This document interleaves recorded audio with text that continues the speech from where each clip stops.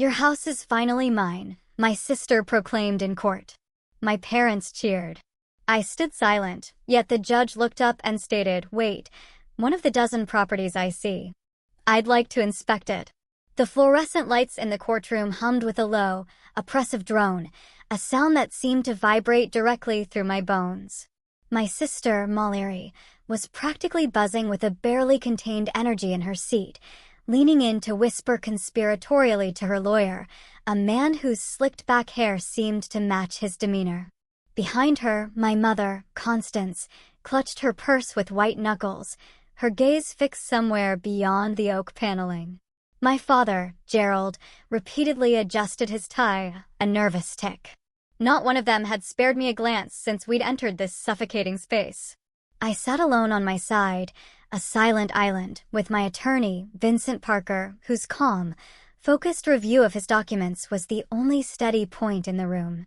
He radiated confidence, a quiet assurance I desperately needed. We were here because mediation had crumbled, leaving us in this cold, sterile arena. Mallory wanted the house, the simple 3-bedroom ranch our Grandma Irene had left to both of us equally. It wasn't grand, built in the 70s, good bones but dated fixtures. Grandma probably imagined us figuring it out, maybe even fixing it up together.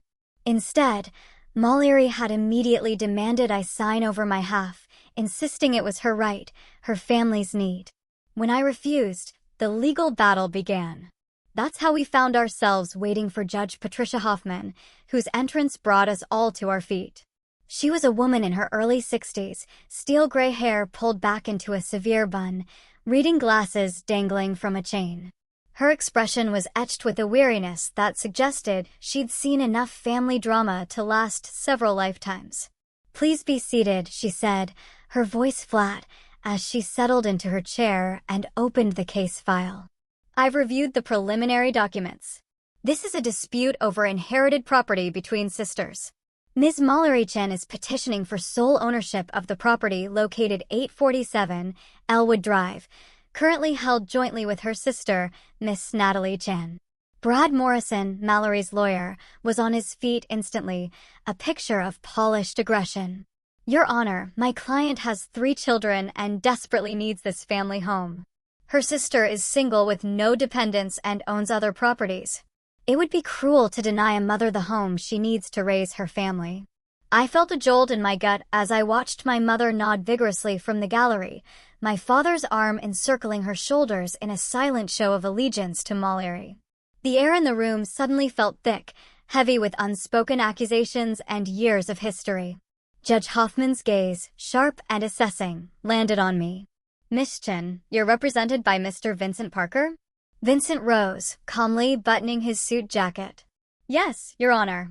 My client has attempted multiple times to reach a fair compromise, including offering to buy out her sister's half at above market value.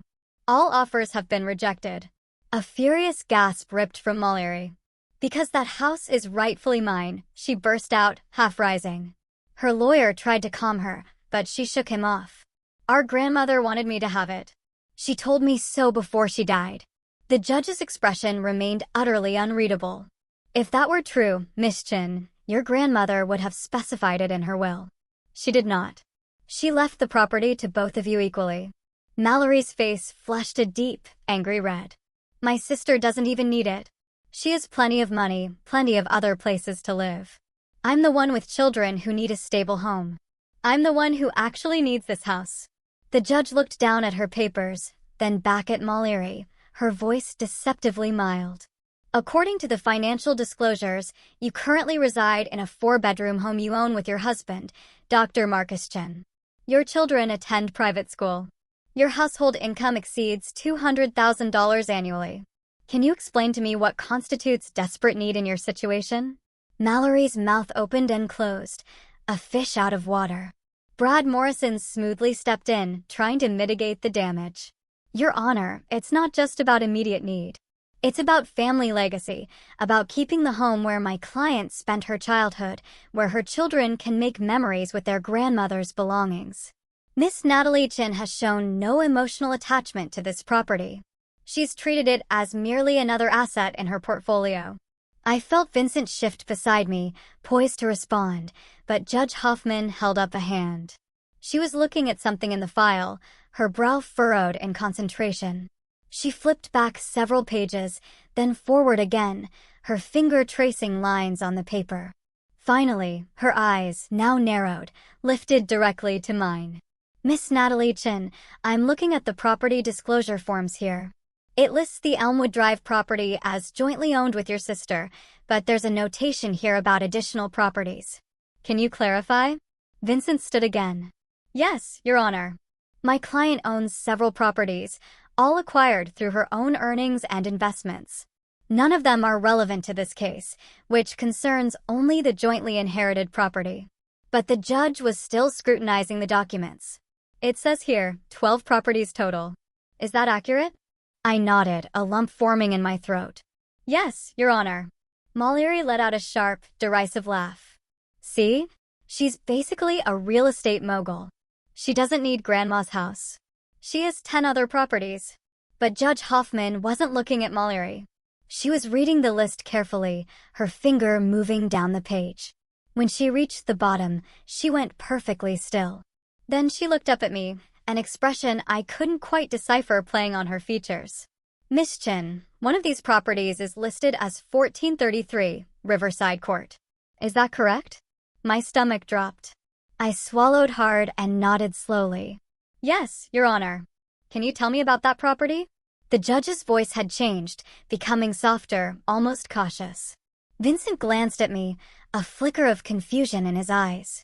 I could feel everyone's attention on me, 1,000 invisible threads pulling, but I kept my focus on the judge. It's a residential property I purchased 6 years ago, a 4-bedroom house in the Riverside district. Judge Hoffman removed her reading glasses and set them carefully on her desk, the soft click echoing in the sudden silence.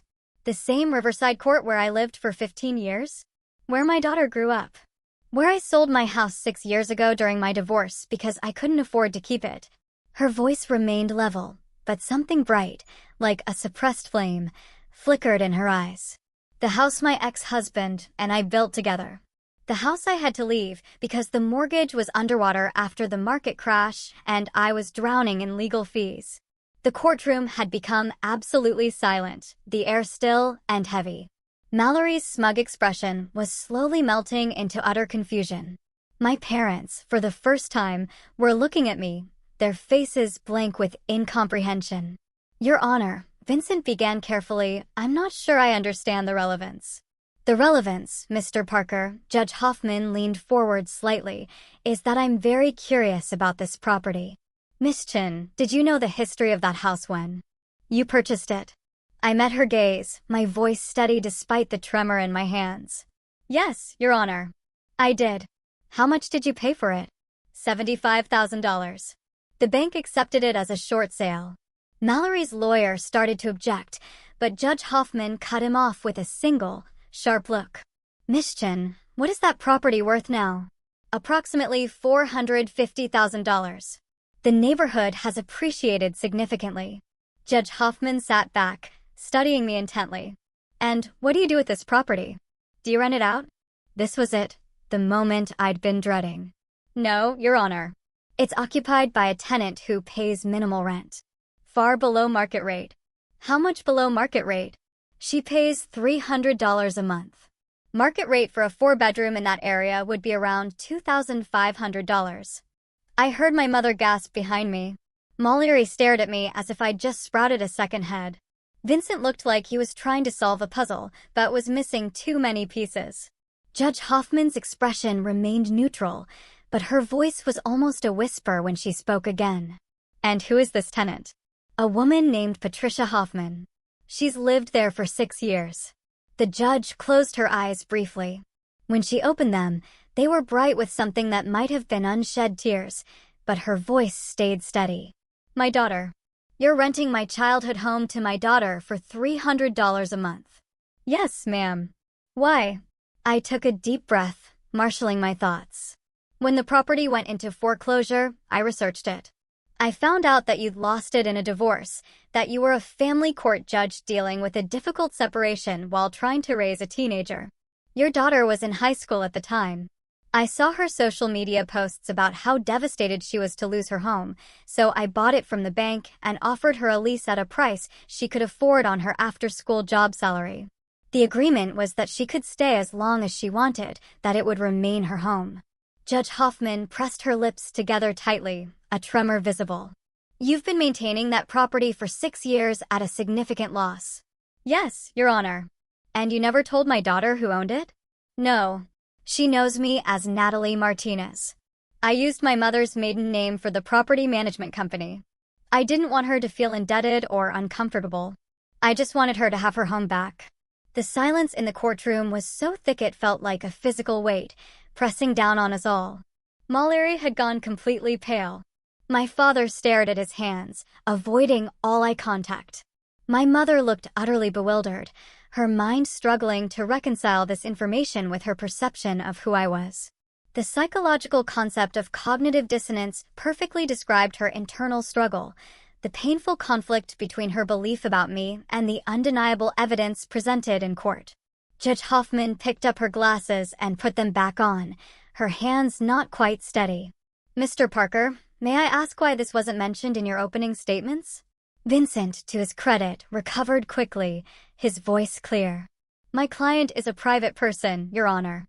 She doesn't believe her other properties or her personal choices are relevant to this case about a specific inherited property. She separates her business investments from her private charitable decisions. Charitable, Judge Hoffman repeated quietly, her gaze sweeping over the property list again. Are the other properties similar situations? I wanted nothing more than to sink through the floor. Some of them, yes. How many? 8 of the 12 properties are occupied by tenants paying significantly below market rent. Most are people who lost their homes in foreclosures or difficult circumstances.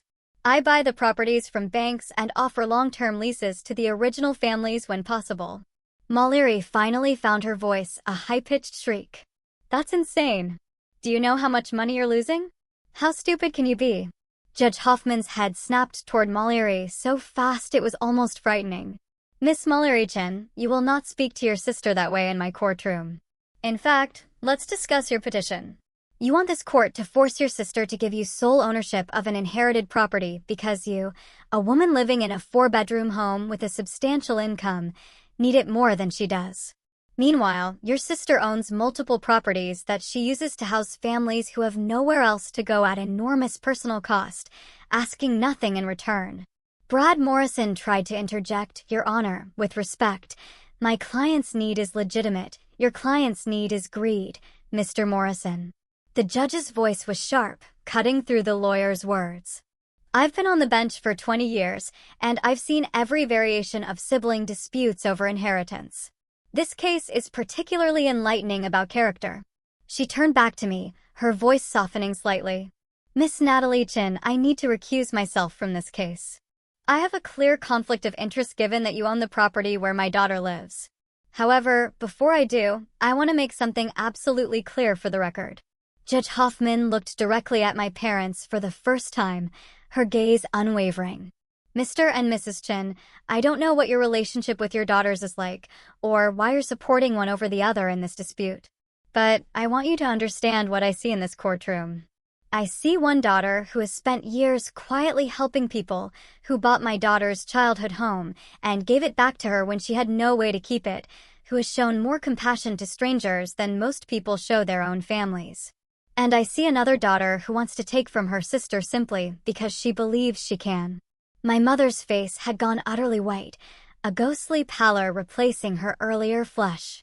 My father looked like he might be sick, his gaze fixed on the floor. Your Honor, Brad Morrison stammered desperately. This is highly irregular. What's irregular, Mr. Morrison? The judge retorted, her voice laced with steel, is filing a frivolous lawsuit demanding that a court force someone to give up their inheritance because you think you deserve it more. What's irregular is parents who apparently don't know their own daughter well enough to understand what kind of person she is. Judge Hoffman stood, gathering her papers with deliberate movements. I'm recusing myself and requesting a different judge be assigned to this case, but I will be filing a recommendation that this petition be dismissed as without merit.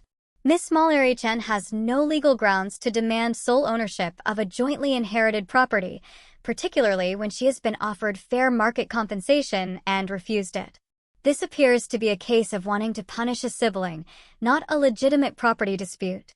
She paused at the doorway, looking back at me, a faint, almost imperceptible smile touching her lips. Miss Chen, my daughter Patricia will be hearing from me tonight. I suspect she'll want to speak with you. Thank you for what you did. Thank you for giving her back her home when I couldn't. Then she was gone. The courtroom erupted into a cacophony of sound. Mallory was on her feet, shouting that this was unfair, that the judge was biased, that she'd appeal to a higher court. Brad Morrison was trying desperately to calm her down while simultaneously looking like he wanted to be anywhere else on earth. My parents remained frozen in their seats, staring at me as if they were seeing me for the very first time. Vincent put a gentle hand on my shoulder, his touch grounding. Why didn't you tell me about the properties?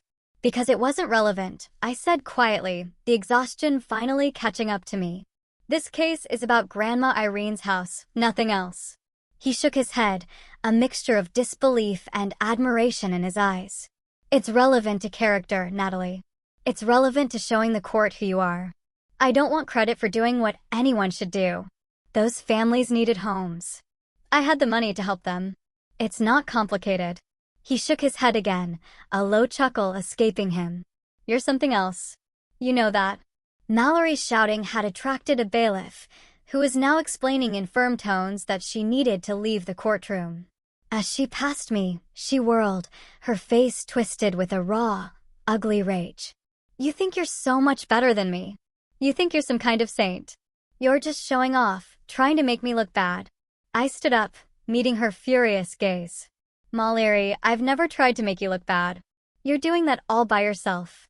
I offered to buy you out of the house at above market value. I offered to let you buy me out. I offered to sell it and split the proceeds.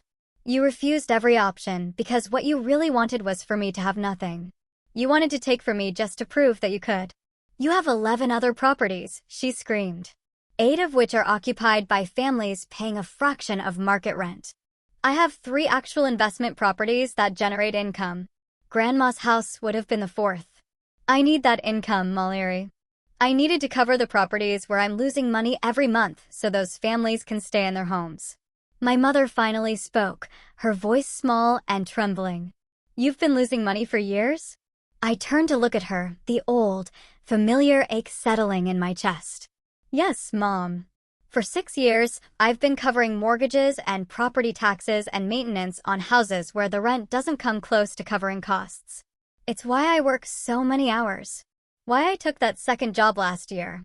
It's why I don't take vacations or buy new clothes or do any of the things Mallory thinks I'm doing with my money. My father cleared his throat, his gaze troubled. Why didn't you tell us? The question hung in the air, heavy with years of unsaid truths. Because every time I tried to talk to you about anything important, you cut me off to hear more about Mallory's kids or Mallory's new kitchen renovation or whatever Mallory wanted to talk about. When have you ever asked me what I was doing with my life? When have you ever been interested? The silence that followed was broken by my mother's soft, ragged crying.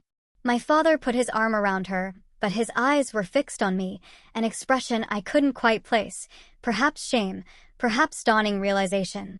This pattern of parental favoritism is a powerful, often subconscious dynamic that can deeply wound the unfavored child, leaving them feeling unseen and undervalued, while simultaneously fostering a sense of entitlement in the favored child. Vincent started packing up his briefcase. We'll wait to hear which judge gets assigned to the case, but given Judge Hoffman's recommendation, I don't think we have much to worry about. Mallory's petition will likely be dismissed, and we can pursue the partition sale we originally suggested.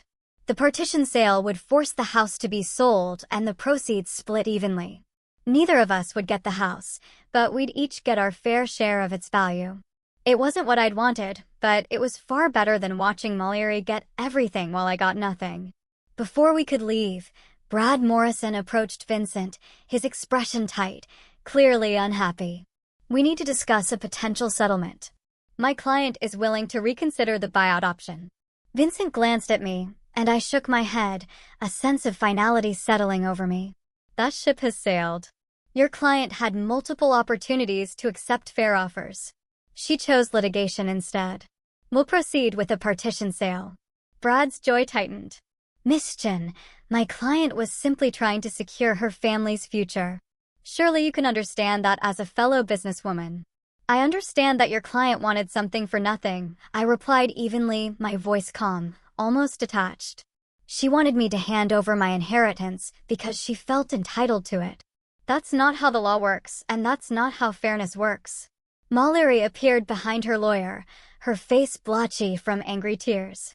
You just had to show off in there, didn't you? Had to make yourself look like some kind of hero while making me look like the villain. You planned this whole thing. I stared at her in genuine disbelief. Planned what? Exactly? Planned for the judge to happen to be the mother of someone I helped years ago? Mallory, I didn't even know Judge Hoffman had a daughter until today. I certainly didn't know she was the judge assigned to our case. You expect me to believe that? You probably researched all the judges, found out which one you could manipulate, that's enough, my father said firmly, stepping between us, his voice cutting through Mallory's accusations. He looked at her with an expression I'd never seen before, something between profound disappointment and disgust. Mallory, stop. Just stop. Your sister didn't manipulate anyone. She's been quietly helping people for years while asking for nothing in return. Meanwhile, you're trying to steal her inheritance. Can you hear yourself right now? Mallory's mouth fell open, her face a mask of shock. Dad, you're supposed to be on my side. I'm not on anyone's side anymore. I'm trying to see the truth. And the truth is that we raised you to think the world owes you everything while teaching your sister that she deserves nothing. We failed both of you, but in very different ways. My mother touched Mallory's arm gently, her voice pleading. Honey, maybe it's time to let this go. The house isn't worth destroying what's left of this family. Mallory jerked away from her mother's touch, her eyes blazing. What family? There is no family. There's just Natalie the saint and everyone worshipping at her feet. She grabbed her purse and stormed toward the exit, Brad Morrison hurrying after her, apologizing into his phone as he went. The hallway felt cavernous in the silence she left behind. My mother looked at me, her eyes red-rimmed. She'll calm down eventually. She always does. Maybe, I said. Or maybe she won't. Either way, I'm done trying to make peace with someone who sees me as the enemy. Vincent checked his watch. I need to get to another appointment, but Natalie, call me if anything comes up. Otherwise, I'll be in touch about the sale proceedings. He nodded to my parents and left, his footsteps echoing down the marble corridor. My father cleared his throat, the sound rough. Your grandmother would have been proud of you today. Not because of how the hearing went, but because of who you've become. She always said you had the biggest heart of anyone she knew. The mention of Grandma Irene made my chest ache, a sharp, familiar pain. She left the house to both of us because she believed we could work it out fairly. She believed we were both good people who cared about each other. I guess she was wrong about that. She wasn't wrong about you, my mother said softly, her voice still thick with tears. She saw exactly who you were. We're the ones who were blind. As we left the courtroom, I could still hear Mallory arguing with her lawyer somewhere down the hallway, her angry shouts muffled by distance. My parents followed me out, maintaining a careful distance, as if unsure whether they were even allowed to approach. Natalie, my father called, his voice hesitant. Can we talk? I stopped, but didn't turn around, simply stood facing the imposing courthouse doors. What do you want to talk about, Dad? We didn't know, my mother said, her voice catching. We didn't know you were doing all of this, helping all these people, losing money to help strangers. Would it have mattered if you knew? The question hung in the air, a raw, exposed nerve. My father opened his mouth, then closed it again, unable to find an answer. What could he say? They'd spent years making it clear that Mallory was their priority, their favorite, the daughter who mattered. I'd learned to accept it a long time ago, a bitter pill swallowed silently. Vincent touched my elbow gently. I'll call you when I hear about the new judge. Go home, Natalie. Get some rest. This part is over. I nodded, a profound weariness settling over me, and headed for the exit. Behind me, I heard my mother sob and my father trying to comfort her. Part of me felt a flicker of guilt for making them cry. The larger part felt nothing at all. You can't mourn a relationship you never really had. The next morning, I woke up to 17 missed calls. 12 were from my parents. 3 were from Mallory. 2 were from numbers I didn't recognize. I ignored all of them and made coffee instead, the rich aroma a comforting anchor in the quiet morning. Sitting at my kitchen table, watching the sunrise paint the sky with soft colors through the window, my phone buzzed with a text from Vincent. New judge assigned. Hearing scheduled for next month. Judge Hoffman's recommendation filed. Looking good. Another text came through immediately after. This one from an unknown number. Miss Chin, this is Patricia Hoffman. My mom gave me your number. Can we please talk? I stared at the message for a long time, the words blurring on the screen. This was the part I'd been dreading. Patricia had lived in that house for 6 years, believing her landlord was a property management company called Martinez Properties. She'd never known that the owner was someone who'd specifically bought the house to give it back to her. Now she knew, and that changed everything. I typed back, of course. When works for you? Her response was immediate. Today? Anytime today? Please, I need to understand. We met at a coffee shop halfway between our houses, on neutral ground. Patricia was 24 now, a recent college graduate working as a graphic designer. She looked so much like her mother, with the same sharp intelligence in her eyes and the same direct way of speaking. She was already there when I arrived, sitting at a corner table with 2 cups of coffee in front of her. She stood when she saw me, and for a moment, we just looked at each other, a silent acknowledgement passing between us. I didn't know what you liked, so I got you a latte, she said finally, her voice a little shaky. If you don't like it, we can get you something else. A latte is perfect. Thank you. We sat down. Patricia wrapped her hands around her cup but didn't drink, her gaze intense. My mom cried for 3 hours last night. I've never seen her cry like that. She told me everything about the divorce, about losing the house, about how she felt like she'd failed me. Then she told me what you did. Patricia, no, please let me finish. She took a shaky breath, her eyes welling up. Do you know what that house means to me? I learned to ride a bike in that driveway. My dad and I planted that oak tree in the backyard when I was 8. My mom and I painted my bedroom purple together before high school. Every important memory of my childhood happened in that house. Her eyes were bright with unshed tears. When we lost it, I felt like I'd lost my entire life. Everything familiar and safe just vanished. My parents were getting divorced. My mom was barely holding it together, and our home was gone. I was 17, and I felt like my whole world had ended. I know, I said softly. I read your blog posts from that time. That's how I knew how much it mattered to you. She let out a sound that was half laugh, half sob, a raw, vulnerable sound. You read my teenage angst blog? I did. And I saw how much you loved the house, how much losing it hurt you. When I saw it was going into foreclosure, I couldn't stand the thought of it going to some investor who'd flip it or tear it down. So I bought it. And then I found you and offered you a lease for $300 a month. I thought I was getting the deal of a lifetime from a property management company that felt sorry for me. Patricia shook her head, tears finally spilling down her cheeks. I've been living in my childhood home for 6 years, paying basically nothing, never knowing that someone had bought it specifically to give it back to me. Do you understand how insane that is?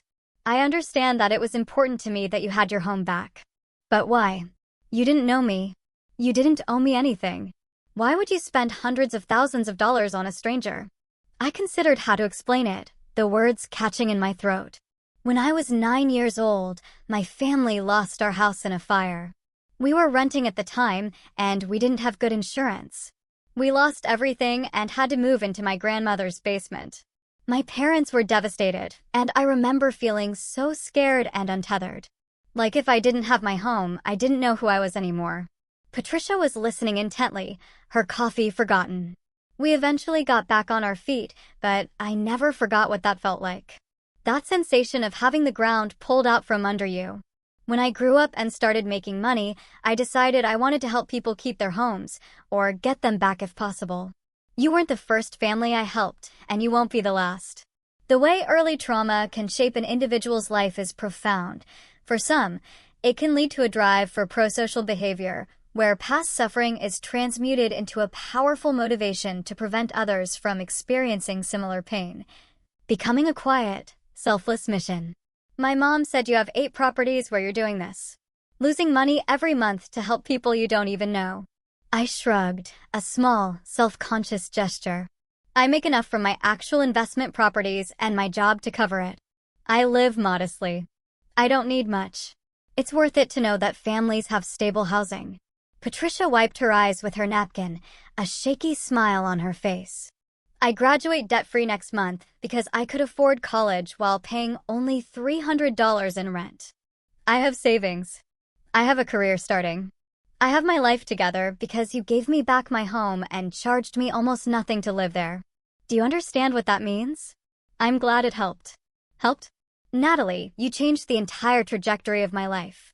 You gave me stability when everything was falling apart. You let me keep my home, my memories, my sense of who I am. You did this asking for nothing in return, not even recognition. How do I even begin to thank you for something like that?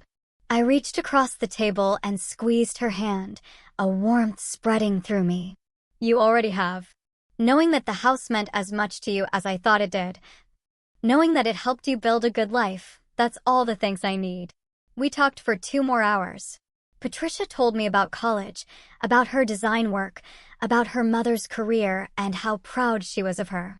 She told me about the oak tree in the backyard that had grown tall and strong, about the purple bedroom she'd finally repainted a more adult shade of gray, about the memories she'd continued to make in that house over the past 6 years. When our coffee cups were empty, she pulled out her phone and showed me photos of the house. The living room where we'd replaced the old carpet with hardwood floors. The kitchen where I'd updated the appliances after the refrigerator died in year 3. The backyard where that oak tree now provided shade over half the lawn. I've been taking care of it like it was mine, she said, scrolling through the pictures, her voice laced with affection. Because it felt like mine, you know. I painted the shutters last summer. Fixed the fence after that storm. Planted a garden along the side of the house. I treated it like a home, not just a rental. I know. The property manager sent me reports. You've been an ideal tenant. I smiled at a photo of her garden, vibrant with tomatoes and herbs. Better than ideal, actually. You've improved the property significantly. She looked up from her phone, her eyes earnest. Did you ever think about selling it? The neighborhood's gotten really desirable. You could make a fortune if you sold now. The thought never crossed my mind. I bought it for you, Patricia. It was always meant to be yours for as long as you wanted it. Her eyes filled with tears again. What if I want to buy it? What if I want to own it properly, not just rent it? I hadn't expected that question. You'd want to buy it? It's my home, Natalie. It's been my home my whole life, and you gave it back to me when I thought I'd lost it forever. Of course, I want to own it. I want it to actually be mine. Legally mine. I want to know that nobody can ever take it away from me again. We discussed numbers. The property was worth around $450,000 on the current market. Patricia had some savings, but nowhere near enough for a down payment on that price. I offered to sell it to her for what I'd paid 6 years ago, $75,000, but she refused. That's not fair to you, she insisted, her voice firm. You've lost so much money already maintaining it and charging me almost nothing in rent. I won't let you lose even more by selling it for a fraction of what it's worth. We compromised. I would sell her the house for $200,000, well below market value, but enough that I wouldn't take a massive loss. She would have 5 years to save for a down payment, and in the meantime, the rent would stay at $300 a month. When she was ready, we'd make the sale official. I'm going to work extra freelance projects, she said, her voice determined. I'm going to save every penny I can. In 5 years, I'll buy this house from you properly, and you'll finally stop losing money on it. Patricia, there's no rush. There is for me. You've done enough. More than enough. It's time I stood on my own feet and took real ownership of my life, starting with my home. I want to start paying market rent, she said finally, her brow furrowed. It's not right that I'm paying so little when I can afford more now. I shook my head, a gentle smile on my face. The lease agreement stands. $300 a month for as long as you want to stay there. But Patricia, this isn't about money. It never was. If you want to do something with your extra income, donate it to a housing charity. Help another family. But the rent on your house stays the same. She started crying again, and I handed her more napkins. You're impossible. You know that. So, I've been told. When we finally said goodbye, Patricia hugged me so tightly I could barely breathe. If you ever need anything at all, you call me. I mean it. You gave me everything. The least I can do is be here for you. I drove home feeling lighter than I had in months, a quiet sense of peace settling over me. Whatever happened with Mallory in the court case, this conversation had made it all worthwhile. The following week, my parents showed up at my door unannounced. I considered pretending I wasn't home, but my car was in the driveway, and they'd clearly seen me through the window. I let them in reluctantly. My mother looked like she'd aged years in a week, her face drawn and tired. My father's shoulders were slumped in a way I'd never seen before, conveying a profound weariness. They sat on my couch like strangers in an unfamiliar house, which I suppose they were. They'd never been to my place before. I'd never invited them. Natalie, we owe you an apology, my father began, his voice hoarse. A huge one. We've been terrible parents to you. I didn't argue. What would be the point? My mother twisted her hands in her lap, her gaze fixed on the intricate pattern of her wedding ring. We didn't know what you were doing with your life. We didn't know about the properties, about the families you were helping. We didn't know anything because we never bothered to ask. We just assumed, her voice broke, we assumed you were fine. That you didn't need us the way Mallory did. Mallory never needed you, I said quietly, the words tasting like ash in my mouth. She just demanded more attention, and you gave it to her. There's a difference. My father flinched, a sharp, visible reaction. You're right. We know you're right. Mallory has always been louder, more dramatic, more insistent. It was easier to focus on her because she made such a fuss if we didn't. You were always so independent, so capable. We told ourselves you didn't need us. I did need you, I replied, the raw truth escaping before I could rein it in. I just learned not to expect anything. The words landed like stones in the quiet room. My mother started crying in earnest now, big, gasping sobs that shook her whole body. My father put his arm around her, but his eyes never left my face, filled with a desperate plea. We can't undo the past, he said, his voice thick with emotion. We can't take back the years of neglect, of favoring your sister, of failing to see who you really are. But we want to try to do better. We want to have a relationship with you if you let us. I looked at them both, these people who'd given me life but had never really known me. Part of me, the bruised and wary part, wanted to tell them it was too late, that they'd burned that bridge too thoroughly to rebuild. But another part, a smaller and more hopeful part, remembered being a little girl who just wanted her parents to notice her, to truly see her. I'll think about it, I said finally, my voice still guarded. But I'm not making any promises. You both hurt me deeply for a very long time. I'm not sure that's something we can fix with a conversation and an apology. My mother nodded through her tears, her eyes still pleading. We understand. We'll do whatever it takes, Natalie. Whatever you need from us. They left shortly after, and I sat alone in my living room, the silence echoing, wondering if people could really change, if relationships could be rebuilt from rubble. I honestly didn't know. The capacity for forgiveness and reconciliation in adult family relationships is complex, often requiring both parties to genuinely acknowledge past wrongs and commit to profound, consistent change, rather than merely superficial apologies. The court hearing a month later was anticlimactic. The new judge, a stern woman named Judge Rebecca Martinez, reviewed the case and dismissed Mallory's petition within 15 minutes. She ordered the property to be sold and the proceeds divided equally between us, exactly as I'd originally suggested. Mallory didn't even show up to the hearing. Brad Morrison appeared alone, looking noticeably relieved to have the case over with. Vincent and I shook hands outside the courthouse. You're a good person, Natalie Chin, he said, a genuine warmth in his voice. Don't let anyone convince you otherwise. The house sold 3 weeks later for $20,000 over asking price. Mallory got her half of the money and immediately used it as a down payment on a vacation property in the mountains. I put my half into an account I'd set up for property maintenance and repairs on the houses where I was helping families. My parents tried to stay in touch, calling once a week and inviting me to Sunday dinners. I went occasionally, testing the waters, seeing if they could sustain this new interest in my life. It was awkward and uncomfortable, but they were trying. That had to count for something. Mallory stopped speaking to me entirely, which honestly came as a relief. I was tired of fighting with someone who had never cared about me anyway. She sent our parents long emails about what a terrible sister I was, how I'd stolen her inheritance, how I'd manipulated the judge.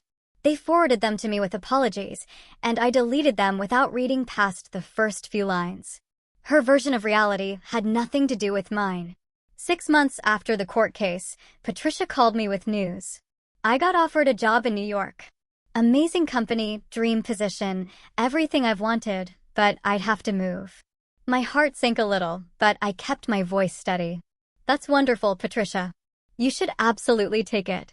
The thing is, she continued, her voice tinged with a familiar passion, I don't want to leave the house sitting empty.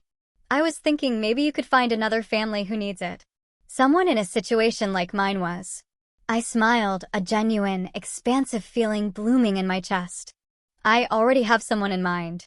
A single mother with 2 kids who just lost her house to foreclosure. She's been staying in a shelter. Perfect. Give her the same lease I had. $300 a month. Stable home. Fresh start. Patricia, you don't have to. I know I don't have to. I want to. You gave me a chance when I had nothing. Let me help give someone else the same chance.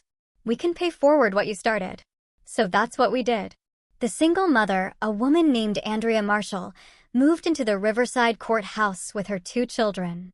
She cried when I showed her the lease terms, and her kids ran through the rooms, picking out their bedrooms, already making it home. Life continued. I kept working my job, managing my properties, helping families stay in their homes. My parents and I built a careful, tentative relationship that might never be close, but was at least honest. Mallory stayed angry and distant, which was fine by me. The house sale went through without complications. Mallory got her check and bought her mountain vacation property. I never saw photos of it. Never heard about it except through my mother's carefully neutral updates. Mallory had made it clear she wanted nothing to do with me, and I respected that boundary even as it hurt. 3 months after the sale, I got a letter from Mallory's lawyer. My stomach dropped when I saw the return address, certain she was suing me for something else. Instead, the letter contained a single page, a quitclaim deed for a small property I didn't recognize the address of. I called Vincent immediately, my voice tinged with confusion. Did Mallory just give me a property?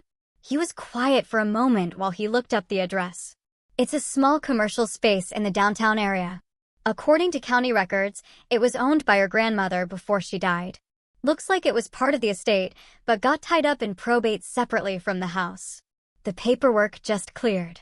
Why would Mallory give it to me? The note here says, Grandmother clearly wanted you to have everything. I don't want anything from that woman's estate anymore. It's signed by Mallory. I sat down heavily, the irony not lost on me. The property turned out to be a small storefront that Grandma Irene had owned for decades, renting it to various small businesses over the years. The current tenant was a bookstore owner named Margaret, who had been there for 15 years, paying rent that hadn't increased since 2010. When I visited the property, Margaret greeted me nervously. Are you the new owner? I heard Mrs. Irene passed. I'm so sorry for your loss. She was a wonderful landlady. The bookstore was cramped but charming, filled floor to ceiling with used books and vintage editions. Margaret had clearly poured her heart into the place, creating cozy reading nooks and hosting community book clubs. How much is your current rent? I asked. She named a figure that was probably a third of what the space was worth in the current market. Mrs. Irene never raised it much. She said she'd rather have a good tenant who loved books than make more money renting to a chain store, but I understand if you need to increase it now. I'll do my best to manage. I thought about Grandma Irene, about the legacy she'd left me that had nothing to do with property values. Your rent stays the same, Margaret. My grandmother had the right idea about good tenants. Her relief was palpable, a genuine smile replacing her nervous frown. Thank you. Thank you so much. There aren't many landlords like you and Mrs. Irene anymore. As I left the bookstore, I understood why Molly had given me the property. It wasn't a peace offering. It was her final, furious rejection of everything our grandmother had stood for. Taking care of people, valuing relationships over profit, building community instead of just building wealth. Molly wanted nothing to do with those values, so she wanted nothing to do with Grandma Irene's legacy. That was fine. I'd carry it for both of us. Judge Patricia Hoffman sent me a card on the 1-year anniversary of the court case. Inside she'd written, "Thank you for showing me that integrity and compassion still exist in this world. Thank you for being exactly who you are. Your grandmother would be proud." I kept that card on my refrigerator, a reminder that doing the right thing doesn't always get recognized or rewarded. Sometimes it gets you dragged into court by your own sister while your parents cheer her on. Sometimes it costs you hundreds of thousands of dollars and years of family conflict. But sometimes, just sometimes, it means a young woman gets to keep her childhood home. It means a single mother and her kids have a safe place to sleep at night. It means families who've lost everything get one more chance to rebuild their lives. And in the end, that's worth more than any inheritance, any family approval, any legal victory. That's worth everything. It redefined my understanding of abundance, finding true wealth not in what I accumulated, but in what I could quietly give away. What constitutes true inheritance in a family, material assets or the values passed down through generations, and which ultimately holds more lasting power?